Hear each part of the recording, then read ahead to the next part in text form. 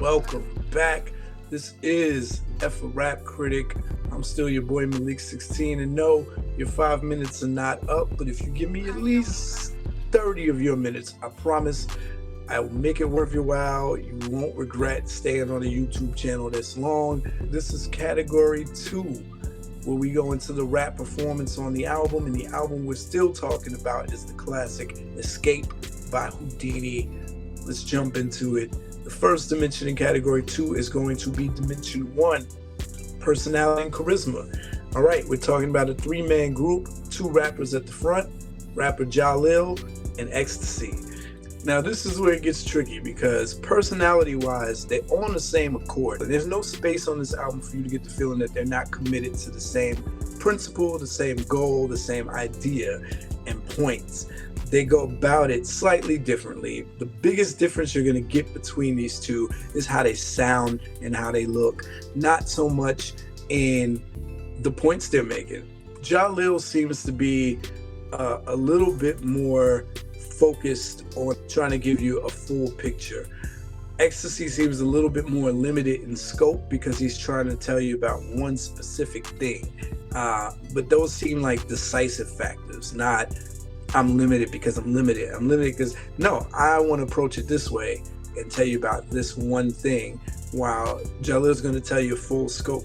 I think Jalil plays it a little safer on the album, where Ecstasy is willing to go to points and places that he won't. If we think about Big Mouth, Ecstasy ends his verse with, a little aggressiveness, a little verbal warning. Don't write a check that your butt can't cash.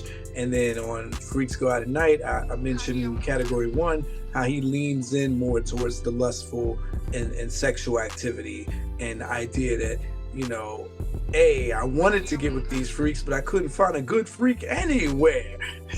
It's different from what Jalil's describing. He's just describing what it looks like. Ecstasy's describing engaging in it, or trying to engage in it. So those are about the biggest features of their personality. Besides that, they're on the same agenda. There's no deviation like you see in some other groups that are yin and yang to each other, because this one is the voice of reason and this one is the more rambunctious.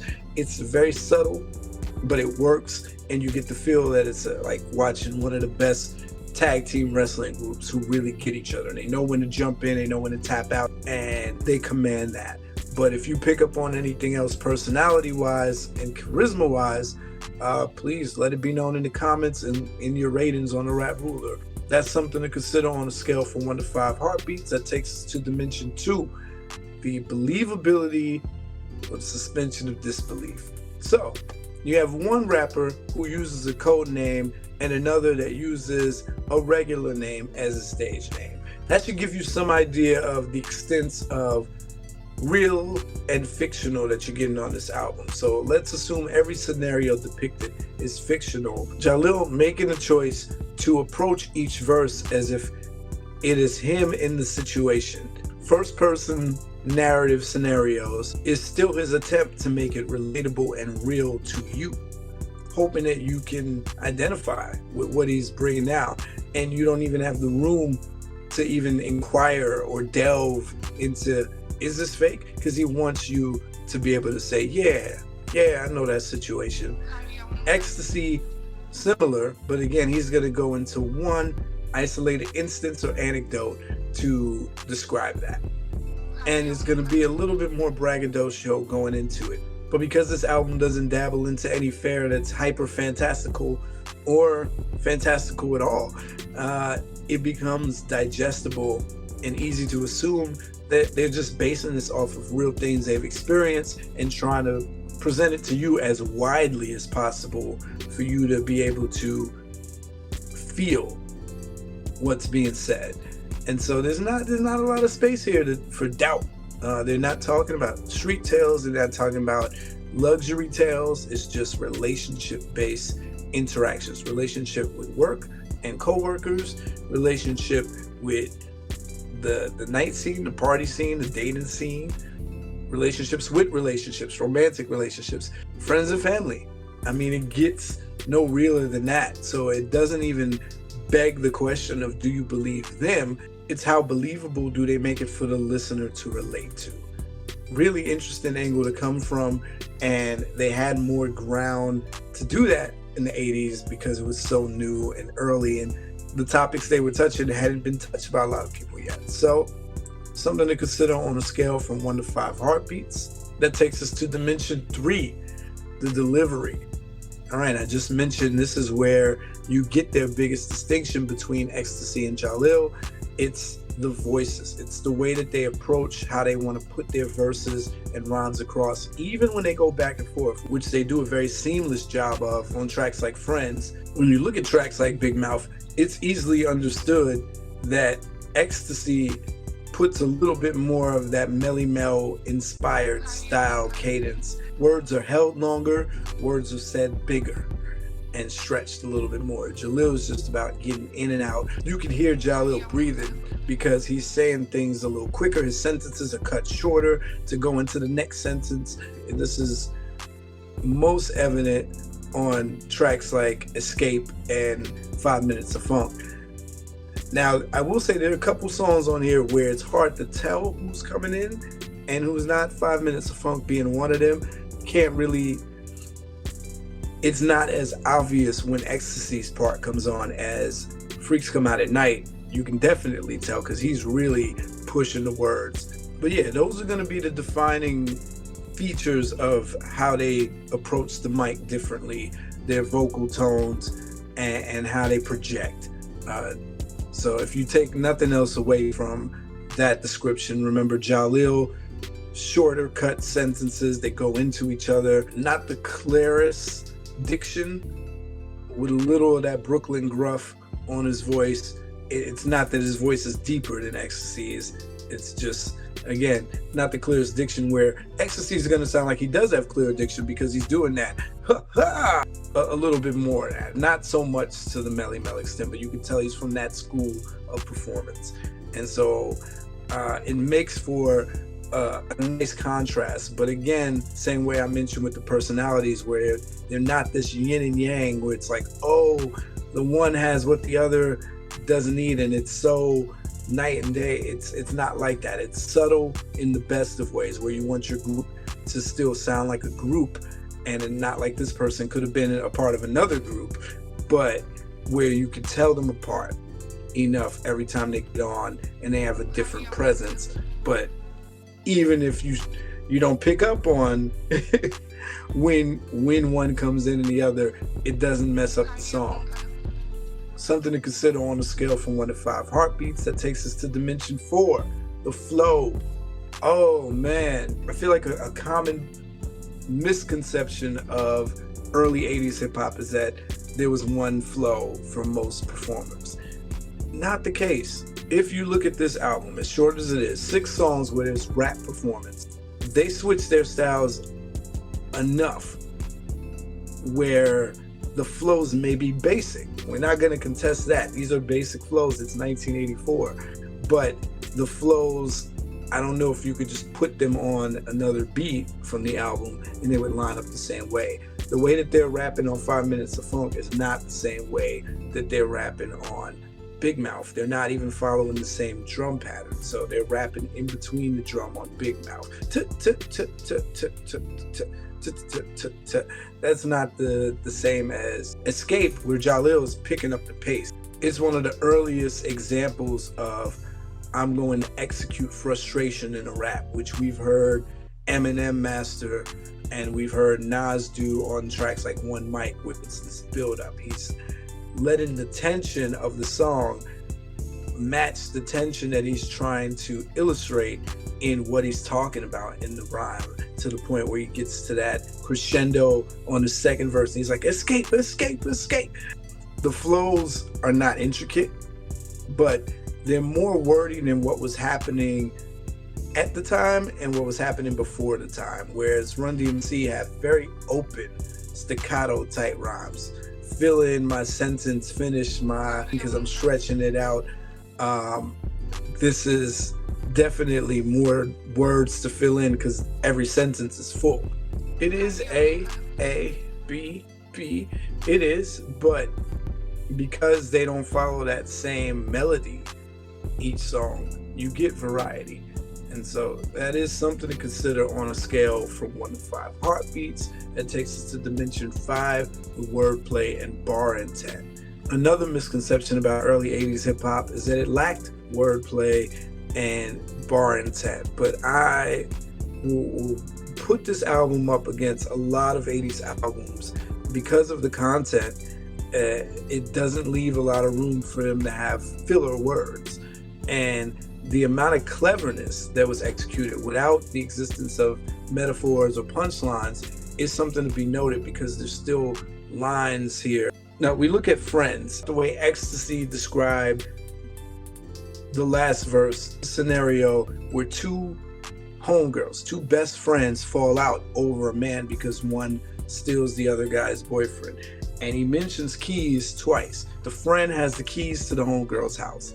Then he comes back after describing that the homegirl took the girl's man by saying, you couldn't trust her with keys, let alone your man. And even in his description, he says, but as she shook your hand, she stole your man, and it was done so sweet, it had to be a plan. Again, you don't set things up. As simple as that is, you got to think about the illustration of what's being said here. Could have just said she took your man, but she's like, y'all sat together, y'all broke bread together, and from their interaction, you should have been able to pick up on something. Simple, but intentional. And so they use a lot of the phrasing of the day that I don't know was a part of just snaps and ranking culture or from comedy at the time, but they say phrases like mouth almighty, tongue everlasting. You know, things that you hear in popular urban or black culture that have been said over the years, but you start to think, was this the beginning of it being said on wax? If it's new to the platform, it's new, right? We hear comedy lines put in the rap all the time, but it's new to rap, so it becomes, ooh, an original punchline. So I think of some of those aggressive in-your-face lines, and that's where you're going to get the most cleverness. On Escape, lottery ticket every chance I get, and if I hit, I got someplace my boss can kiss. All right? This is the era of take this job and shove it. But instead of just outright saying it, because we're still mindful of not cursing in hip-hop, or we didn't know we could, or it just wasn't cool because you think about radio play, or maybe just some of these rappers didn't curse. There's a clever way of saying that, and that's what he does. So the same way he's like, don't write a check that your butt can't cash. He's like, I got a place where my boss can kiss. Same innuendo on Big Mouth, where the last verse ends with Ecstasy saying, because we made it to be big so we could rock the house, but we also made it big enough to fit in your mouth. Those are the kinds of lines back in the day, which were like, ooh. And again, tame by today's standards, but it's a big innuendo. That's a big shut up. That's a big middle finger and a big sign off right there. And that's the kind of wordplay that you're going to get on the album. Them taking things that maybe, you know, people were saying in the streets, again, people saying in comedy, but it hadn't been said yet in rap. And it takes just a half step more thought to say it that way than to say it in a crass, obvious way. And description is where most of their stuff comes in. I think about what Jalil did on his second verse on Escape, where he's talking about being frustrated and irritated by the state of his relationship. He says, she wants diamonds, furs, and now she wants kids, but what she really needs is somewhere else to live. Then he takes it a step further into uncharted hip-hop territory, which rappers struggle with talking about to this day. But I know he was doing it just to, again, make it universally relatable and, you know, set the scene. But he goes on to say, my psychiatrist tells me to give her more time, but one more second might blow my mind. What you got to be thinking to think of that line and follow that up? You could have said something cool about kicking her to the curb, but instead he says, my psychiatrist tells me to give her more time. More time for what? That's a deep sentiment right there. You went to speak to a psychiatrist. The psychiatrist is telling you to work this out, but not just telling you to work it out. Give her more time.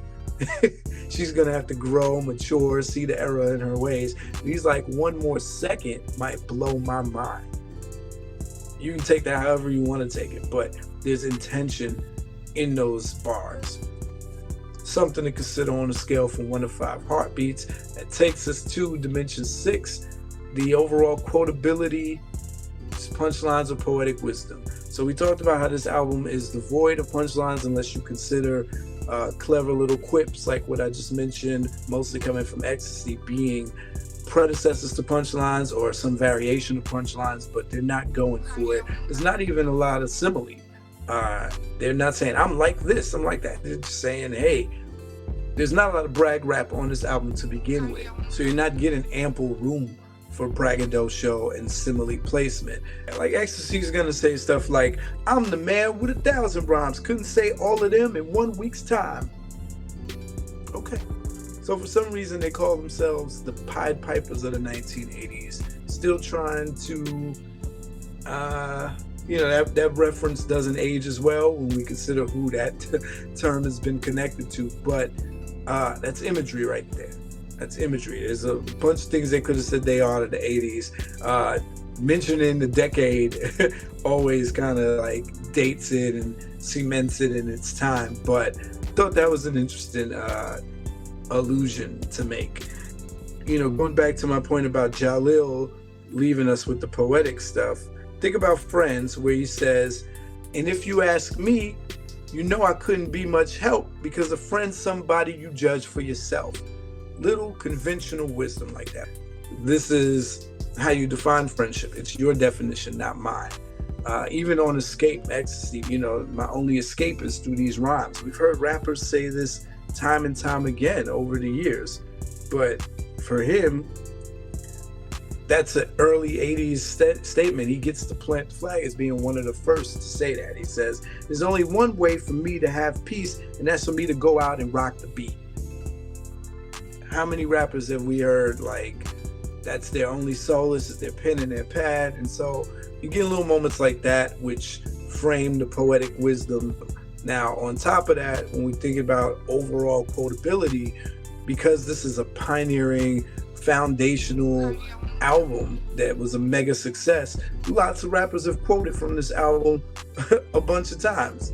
Think about Big Mouth is the say what you like, but just spell my name right. Again, I'm sure that was a popular phrase people were saying in the streets, but first time said on wax in rap, it's framed there.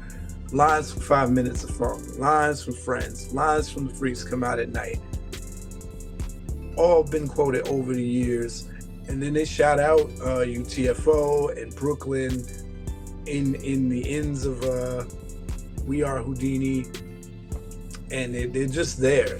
They're just very aware of youth culture, of hip hop culture, of New York culture, and now global culture, because they've done these albums in Europe and have this advantage of understanding people. So the quotability is there. Something to consider on a scale from 1 to 5 heartbeats. That takes us to dimension 7, the concepts. All right, this is not a concept album, although we talked about in category 1 how the theme, the mood, the tone is about freedom, breaking free from things that constrict you, hold you down, weigh you down, and finding your groove, come out to the dance floor and party and get away from all of that stress. Without some of the spiritual assertions of ascend higher, find your purpose, they're not that heavy here. They're just like, have a good time and get away from that crap. Get away from the rat race, get away from the stress. And our music can help you with that. But if we're talking about pure concepts, because every song is topical, you can make a case for each of these songs being concepts. But I'd say the most conceptual song on this album, besides the Grandmaster D track Out of Control, where they're just using these voiceovers talking about breaking out and escaping and running away, is going to be 5 Minutes of Funk. And I was too young to realize, as many times as I've heard that song, how conceptual it really is. It really is a conceptual masterpiece. You have this robotic synthesizer voice telling you how much time in real time is left on the song. So it's 5 minutes and change, the whole song, and it starts counting down. After the first verse, you're being told how much time is left. After the second verse, you're being told how much time is left. After the third verse, you're being told that your 5 minutes are up, and it proceeds to vamp out with the beat. But it's like, whoa, wait a minute. The song is about rocking the crowd, having the crowd enjoy what you're doing, describing what you're bringing to the stage to make the crowd enjoy you, and how you're going to do it in this matter of time to the satisfaction being guaranteed. It's almost a sales pitch. It's like when Geico was talking about 15 minutes or less, or when pizza companies are like, we'll deliver to you hot by this time or your money back. It's that same kind of pitch. It's genius because they execute it with the little, overlap and bleed over. But for the robotic voices countdown, it's on time. Listen to this track. Look at the time as it goes along, or wherever you play it, and listen to how they're counting it down. It is a countdown song, and I'm like, oh, brilliant. Simple, but brilliant, which is the level of brilliance you're going to get all throughout this album. It's simplistic, but because of its time, it's unprecedented. It's new to the genre of rap, and it forever plants the flag. So something to consider on a scale from 1 to 5 heartbeats when you're thinking about the concepts on this album. That takes us to the content. We're going to talk about Dimension 8, the externalized content first. How much outside of themselves, their inner monologue, their autobiographical exposition are they giving you? That's where the bulk of the stuff on this album is going to be. Environmental and social ideas putting themselves in the pictures to really put the point across to you. So we talked about the topics already on 5 Minutes of Funk. It's about rocking the stage, rocking the show for you, the listener, the audience, while We Are Whodini is more about telling you their brand, who they are, why they do what they do, how they do what they do. In between that, every other song is topical.